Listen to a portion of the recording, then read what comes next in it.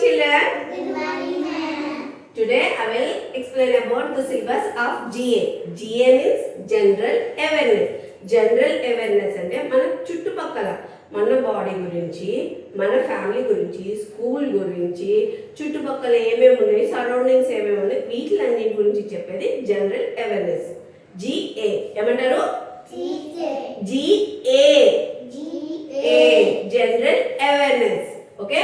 In this subject we are having first myself. Myself అంటే నా గురించి, నేను ఏంటి, which class you are studying, what your name and how your age, what is your age, all this comes under myself. Okay na? దాని తర్వాత my body, sense organs and good manners, my family, my school, my neighborhood, and after that my communication helpers. మన చుట్టూ మనకి ఎవరెవరు help చేస్తారు ఏంటి అనేది my communication helpers.